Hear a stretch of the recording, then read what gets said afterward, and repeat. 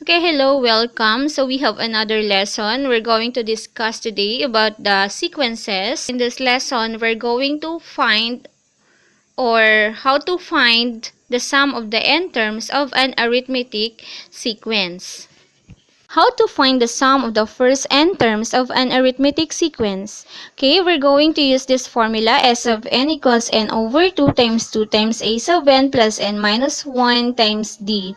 Okay, where S of n is what we call the sum of the n terms. N is the number of terms, and the a sub 1 is the first term, and d is what we call the common difference. Okay, we have learned example number 1. Find the sum of the first 10 terms of the arithmetic sequence 5, 9, 13, 17. Okay, again, we're going to use this formula.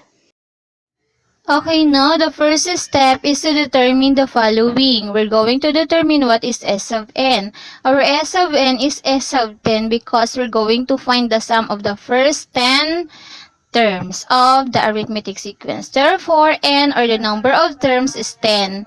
And our a sub 1 is 5 or the first term. And next, we have the common difference 4. Okay, now let's substitute. We have S sub n or S sub 10 equals n, which is 10. Okay, and a sub 1 is 5, n is 10. Okay, so we substitute 10 minus 1, then this 4. Then we have now S sub 10 equals 10 over 2 times 5 plus 10 minus 1 times 4.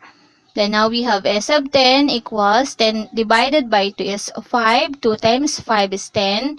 And then 10 minus 1 is 9. Then 9 times 4.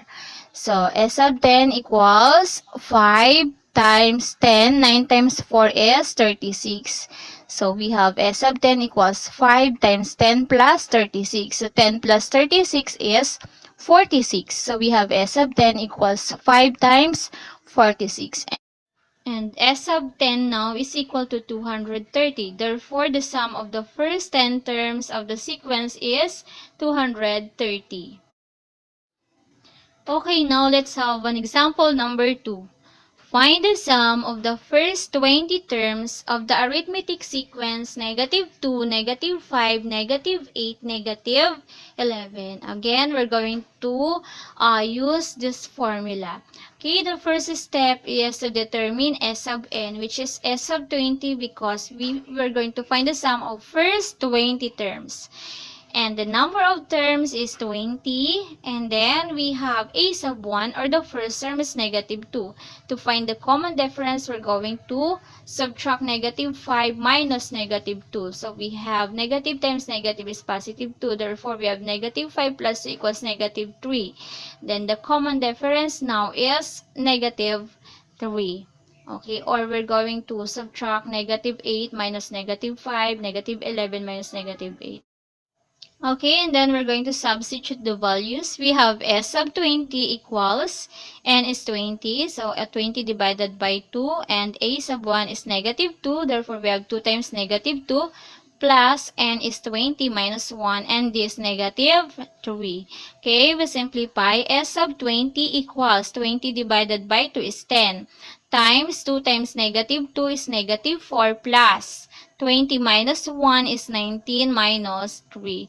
Okay, then we have S sub 20 equals 10 times -4 plus 19 times -3 is -57. And then we have S sub 20 equals 10 times -61. Then 10 times -61 is -610. Therefore, the sum of the first 20 terms is -610. Okay, let's have another example, which is number 3. Find the sum of the numbers between 1 and 41 which are divisible by 4. First step is to determine what are those numbers. Okay, these are the following divisible by 4 between 1 and 41. We have 4, 8, 12, 16, 20, 24, 28, 32, 36, and 40. Okay, so 4 is the first term, 8 is the second term, 12 is the third term, and so on, and 40 is the 10th term. Okay, the next step is to determine the following. Okay, we have S sub n is S sub 10 because we have 10 terms. Okay, so the next one is to find n, which is the number of terms. N is also 10. Then the second one, we have a sub 1, which is 4, or the first term. To find the common difference, we simply subtract 8 minus 4 equals 4. So again, the common difference is 4. Okay, now this is the solution. We're going to find the sum of the 10 terms. Okay, we have now the formula, the arithmetic series formula. The first step is, again, you're going to find the value of S sub n and S sub 1 and the common difference. And we're going to substitute. S sub 10 equals n is 10. So we have 10 divided by 2. Then 2 times our a sub 1 is 4 plus n is 10. So we have 10 minus 1 times d, which is 4. Then simplify. S sub 10 equals 10 divided by 2 is 5 times 2 times 4 is 8 plus 10 minus 1 is 9 times 4, 36.